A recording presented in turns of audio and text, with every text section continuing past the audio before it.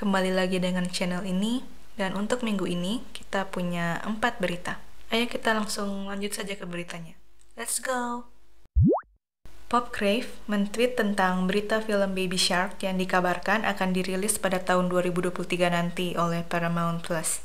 Pas ngeliat tweetnya, aku mikir, wah selamat, gak bakal aku tonton karena aku bukan target audiensnya. Tapi tetap aja selamat. Ya, berita ini tentu saja kabar yang menggembirakan untuk anak-anak yang memang suka dengan lagu ini. Kabarnya, film ini akan diproduksi oleh Nickelodeon Animation dan pencipta perusahaan The Pinkfong Company. Dan kayaknya karakter yang digunakan sama dengan yang ada di animasi Pinkfong. Nah, jika kau sudah kenal channel Atoku ini, kau tahu aku suka menggali lebih dalam lagi untuk informasinya. Bahkan meski informasinya gak jelas sekalipun. So let's jump together into this rabbit hole. Pertanyaan yang terlintas di otakku, Baby Shark itu asal-usulnya dari mana? Apa memang dari Pinkfongnya? Dan ternyata jawabannya ya dan tidak. Jadi Baby Shark itu sebenarnya udah ada sejak dulu. Lagu ini tuh lagu api unggun atau semacam yel-yel gitu lah. Dan ditaksir sudah ada sejak abad ke-20. Tuh kalau menurut Wikipedia. Dan katanya lagu ini bisa saja tercipta karena terinspirasi oleh film terkenal Jaws yang dirilis di Amerika Serikat pada tahun 1975. Tapi itu cuma asumsi. Menurut Wikipedia juga, ada banyak versi tentang lagu Baby Shark ini. Tapi umumnya konsep yang digunakan adalah memperkenalkan anggota keluarga si Baby Shark.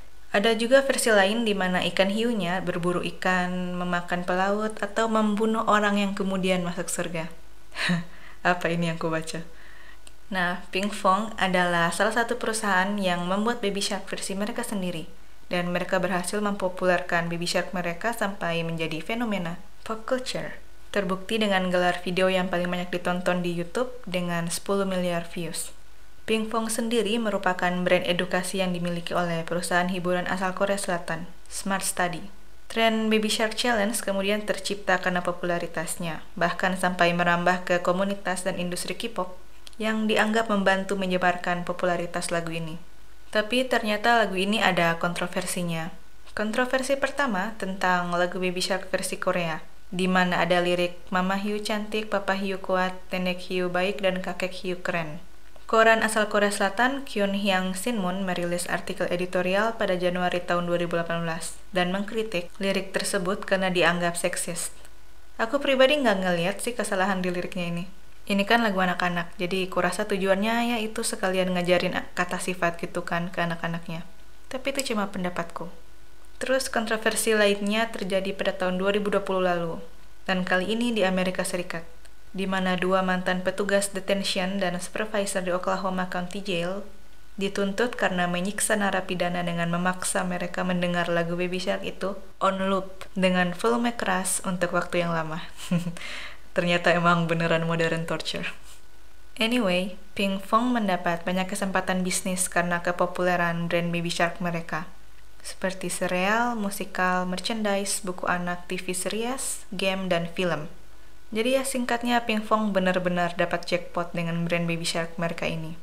Tapi mereka bukan satu-satunya channel YouTube yang membuat video lagu Baby Shark. Ada juga versi Cocomelon. Dan setelah menonton video milik Cocomelon, kesimpulanku adalah Baby Shark versi Cocomelon jauh lebih obnoxious dibanding punya Pinkfong. Beberapa saat lalu, Marvel Studios merilis poster untuk film Doctor Strange in the Multiverse of Madness yang rencananya tayang tanggal 6 Mei nanti. Dan beberapa penggemar yang punya mata setajam silet menemukan sosok menyerupai Deadpool di antara pecahan kaca di belakang Doctor Strange. Ya, aku bisa lihat sih, terutama pose ikoniknya itu. Tapi penggemar lain juga punya teori kalau itu sebenarnya Spider-Man. Ya, bisa jadi, karena emang keduanya kostumnya mirip, dan ini juga fotonya nggak terlalu jelas kelihatannya. Nah, saat ditanya tentang kebenaran sosok Deadpool di film itu, Ryan Reynolds berkilah dan berkata, aku benar-benar tidak ada di film ini. Aku janji aku tidak ada di film ini. Yang membuat penggemar Marvel semakin curiga tentu saja. Karena jika kau ingat insiden Spider-Man No Way Home, Andrew Garfield juga sempat membantah keterlibatannya di film Spider-Man itu. Tapi pas dirilis, ya makanya penggemar Marvel saat ini punya trust issues. Dan ya wajar aja. Tapi ya aku bakalan seneng sih kalau Deadpool beneran ada di film ini, karena Deadpool itu salah satu superhero favoritku, dan aku kepengen aja gitu ngelihat dia berinteraksi sama member Avenger lainnya. Haha, ya doakan saja. Aku excited banget sama film ini karena aku udah lihat trailernya dan mereka beneran go all out di special effect dan CGI-nya.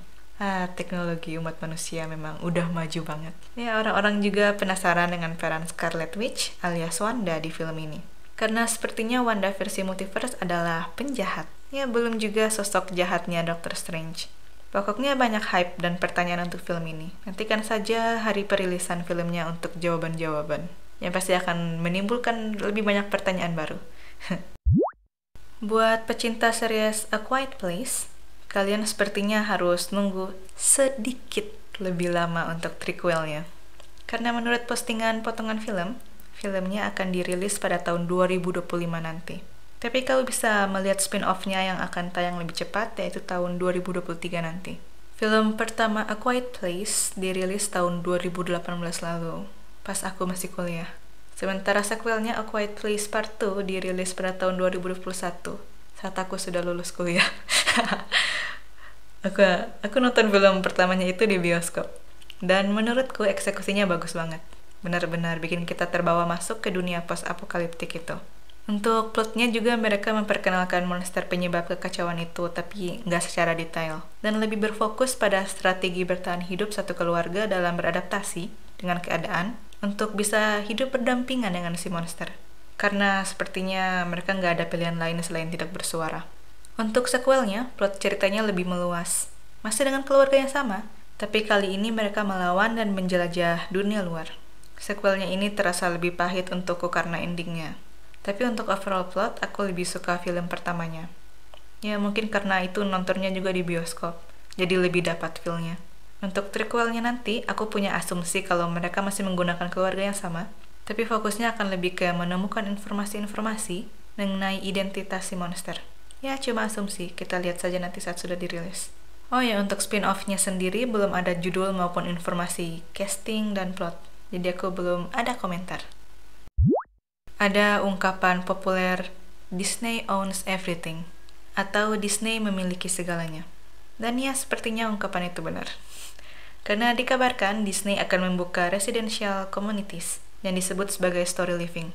Nah, residential communities ini menurut Wikipedia adalah sebuah komunitas yang umumnya merupakan kota kecil yang sebagian besar terdiri dari penduduk dengan tempat tinggal, dan hanya sebagian kecil bisnis komersil dan atau fasilitas industri. Jadi semacam suburban atau perumahan yang mencakup wilayah luas. Disney berencana membuat beberapa perumahan story living ini di berbagai tempat di Amerika Serikat. Kabarnya story living pertama akan dibangun di Rancho Mirage, California, Amerika Serikat, dan akan dirancang oleh Imagineers, anak perusahaan Walt Disney yang bergerak di bidang desain dan pengembangan, serta riset yang juga bertanggung jawab menciptakan berbagai wahana hiburan taman bermain Disney di seluruh dunia. Proyek komunitas ini kabarnya akan dioperasikan sendiri oleh pekerja Disney, atau jika memakai bahasa Disney, cast members. Dilansir dari CNN, proyek story living pertama yang diberi nama Cotino ini akan memiliki sekitar 1.900 unit rumah dengan berbagai variasi tipe di tanah seluas 618 acres atau sekitar 250.000 hektar. Selain perumahan, Disney juga berencana membuat distrik campuran yang terbuka untuk umum, di mana di distrik itu akan ada tempat belanja, restoran, hiburan, hotel, dan taman pantai. Ada lokasi perumahan juga yang khusus dibuat untuk penghuni parubaya usia 55 tahun ke atas. Untuk harga rumahnya belum ada informasi, tapi juru bicara Disney menjelaskan kalau penghuni perumahan ini harus membayar biaya asosiasi pemilik rumah, juga biaya klub dan lainnya. Kurasa proyek ini skalanya lebih besar dan lebih ambisius jika dibandingkan dengan Golden Oak, kompleks perumahan juga yang dimiliki oleh Disney di Florida. Golden Oak ini merupakan perumahan mewah di dalam Walt Disney World Resort, dan penghuni dari perumahan ini memiliki berbagai hak istimewa terkait taman bermain Disney World-nya. Salah satunya bisa menikmati taman bermainnya sebelum taman buka atau sesudah taman buka, yang otomatis belum banyak orang, jadi lebih leluasa bermain. Perumahan Golden Oak memiliki 6 bagian, yaitu Kimball Trace, Silverbrook, Carolwood, Marceline, Kingswell, dan Symphony Grove, di mana nama-nama itu berkaitan dengan kehidupan Walt Disney sendiri. Mulai dari nama jalan di Los Angeles, tempat Walt Disney dan Roy Disney memulai studio animasinya di tahun 1923 silam, sampai ke nama kota asal Walt Disney. Dan untuk rumahnya sendiri, penggambaran Disney-nya tidak terlalu mencolok. Imagineering Disney yang juga mendesain rumah-rumah ini mengambil pendekatan yang lebih minimalis dan modern. Walau sepertinya kita bisa minta custom gitu ke pihak Disney-nya untuk desain rumah. Kita bisa melihat kepala ikonik Mickey Mouse di beberapa tempat, sampai pahatan Belle dan Beast, dan masih banyak lagi. Harganya tentu tidak main-main. Tercatat rumah termahal di perumahan ini berharga 8,45 juta US dollar. Dan itu belum termasuk harga layanan rumah Disney, mulai dari koko yang bisa kau panggil kapan saja, jasa bersih-bersih rumah, sampai penjaga rumah saat kau tidak di rumah. Dan tidak semua pemilik rumah di Golden Oak ini menggunakannya sebagai tempat tinggal. Sebagian besar malah hanya menggunakannya sebagai rumah liburan. Jadi semacam villa yang mereka datangi beberapa kali dalam setahun saja. Orang kaya. Nah, kurasa untuk konsep story living Disney yang baru ini akan meminjam beberapa elemen dari Golden Oak. Dan mungkin mereka akan membuatnya lebih megah dan tentu saja lebih mahal. Ya, tentu saja. Ya, kurasa selama kau ada duit, kenapa enggak? Apalagi jika anakmu atau malah kau sekeluarga merupakan pecinta film-film Disney. Demikian berita untuk minggu ini. Semoga bermanfaat, informatif, dan menghibur. Terima kasih banyak atas perhatiannya dan sampai jumpa Senin depan. Bye-bye.